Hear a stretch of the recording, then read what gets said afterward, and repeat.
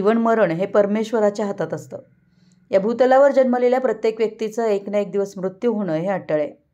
नातेवाईक व जवळील व्यक्तींच्या मृत्यूनंतर शोक तर फार होतो. हा मृत्यूशोक शब्दात वर्णन करणं कठीण आहे.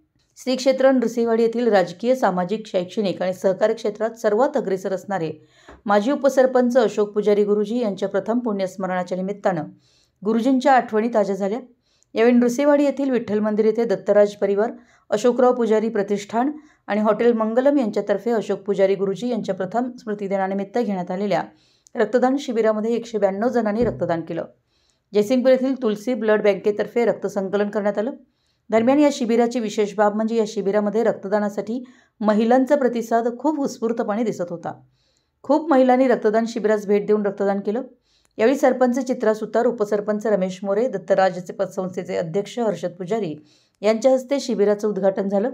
यावेळी देवस्थानचे अध्यक्ष वैभव पुजारी, माजी सरपंच धनाजीराव जगदाळे, प्रतीक धनवडे, मंगेश पुजारी, रमेश सुतार, अवधूत पुजारी, बाळासाहेब बरगाले, राजेंद्र जोशी, मुकुंद पुजारी, कृष्णा गवंडी, दिगंबर शेलार, अभिजित जगदाळे आदी उपस्थित होते. रक्तसंकलनासाठी डॉक्टर राहुल पट्टेकरी, शशिकांत कोडणीकर, किरण मुळशिंगे, शहानूर शेख, सागर पडोलकर, मृणालिनी गुळवणी, स्नेहल नंदगावे, किरण नाईक, शुभम पवार यांच्यासह संस्थेचे सर्व सेवक आदी उपस्थित होते. जितेंद्र अनुजे यांनी स्वागत व प्रास्ताविक केलं. किरण मुळशिंगे यांनी आभार मानले. मराठी एस न्यूजसाठी नृसिंहवाडीहून संदीप अडसूळ.